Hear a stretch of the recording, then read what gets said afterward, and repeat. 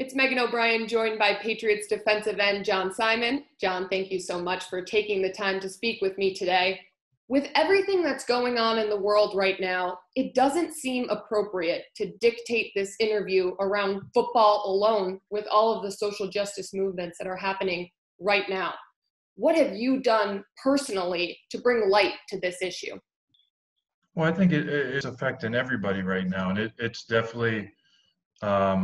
I was talking to some of our linebackers the other day, and I won't say anything that's said in-house, but I think this is something much bigger than football. So, from my perspective, it's all I can do is try to understand. I mean, being a white male, it's tough for me to fully understand. I can try to listen to the best of my abilities and understand and help in any way I can.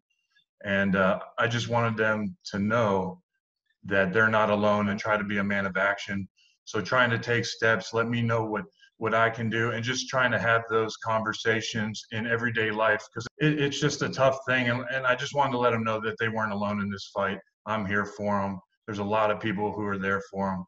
And, we see a lot of the negativity, but all I can do is listen and try to understand to the best of my abilities.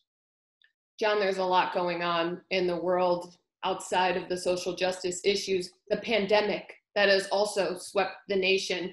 How would you describe the way that you've dealt with this off season, given the changes that you've had to adapt to? Yeah, I mean, everyone's trying to adapt right now, and there's a lot going on, and hopefully we're able to get back in the building soon and things of that sort. But I've been blessed enough where I have training places that haven't been affected, or I can train in isolation. So I've been able to keep in shape. So hopefully when the time comes soon enough that I'm ready to go to help contribute to this team to the best of my abilities. But I know it's been tough. A lot of people are going through some tough times, but I've been blessed in my situation that maybe not as affected as most people. You lost a couple of key parts from last year, including Kyle Van Noy and Jamie Collins. What do you have to do as a veteran to step up and fill those voids?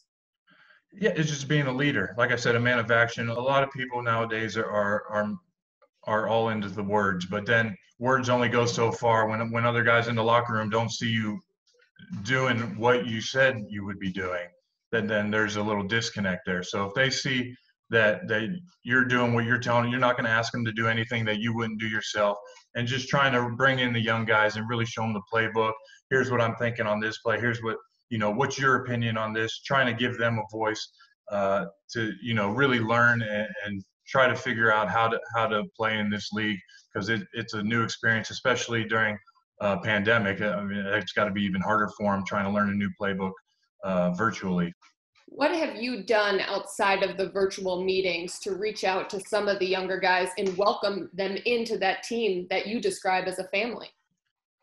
Yeah, it's just trying to get to know them. Maybe outside, we've been having some extra meetings outside of football talk where it's just, let's get the front seven, all the D line, all the linebackers together, and kind of just get to know one another, and just kind of talk and tell stories, and tell me about yourself. And there's no coaches in the meeting, so it's kind of just as close as we can get to just sitting around the locker room or sitting at the lunch table, just getting to know your new teammates, trying to build that bond.